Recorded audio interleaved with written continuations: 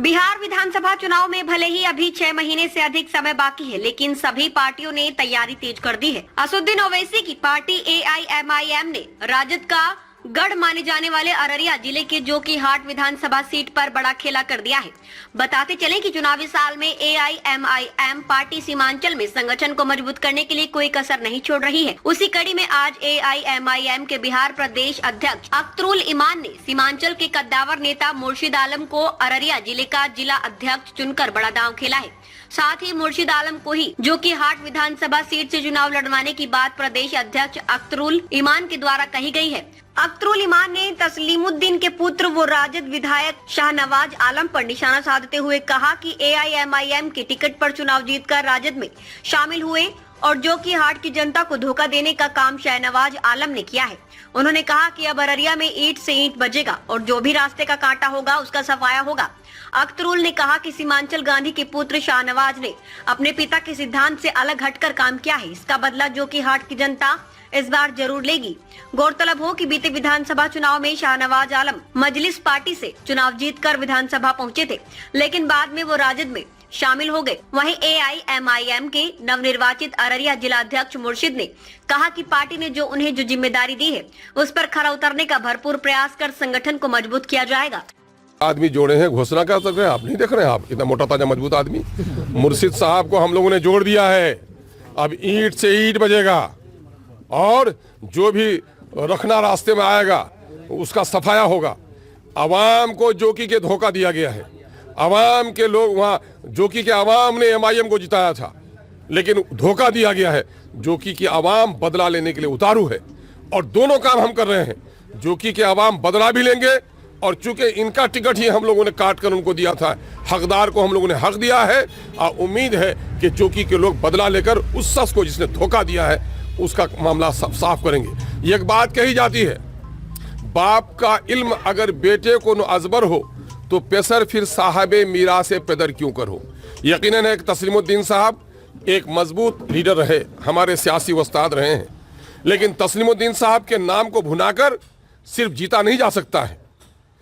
बैल माने जानवर, गाय का बच्चा बछड़ा होगा, बछड़ी होगी, बकरी होगी, लेकिन इंसान जो कहा जाता है शेर, तो इसका मतलब ये नहीं होगा कि उसका हर शेर का बच्चा शेर होगा। शेर इंसान की सिफत कही जाती है, उसकी बहादुरी की। तो ये सिफत तस्लीमुद्दीन साहब के साथ ही उनके बच्चों के साथ भी हो, ऐसा कुछ नहीं है। इनके बच्चों ने तस्लीमुद्दीन साहब के डगर से हटकर अवाम को धोखा दिया है। इसलिए आज तस्लीमुद्दीन साहब की रूह भी तड़प रही है कि मेरा बेटा इतना दगाबाज हुआ। जब राजद ने इसको टिकट नहीं दिया, इसको बाहर का रास्ता दिखा दिया और अवैसी साहब ने उसको टिकट दिया, तो अवैसी साहब जैसे नेक आदमी को धोखा दिया। मैं बताता हूं तस्लीमुद्दीन साहब के बारे में। 2015 में मैं इलेक्शन लड़ रहा था।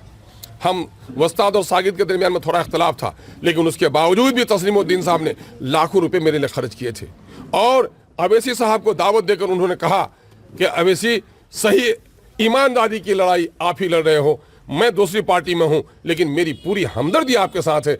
जिनके वालिद ने अवैसी साहब की तकलीद की थी, अवैसी साहब को हिम्मत दिया था, आज उसके बेटा ने धोखा दिया है। इसलिए आप यकीन रखिए कि जोकी के अवाम नहीं बल्कि पूरे अररिया में तंजीम धारदार तौर पर आगे बढ़ेगी। कितने सीट पर जो है विजय मिलेगा AIM को सीमांचल?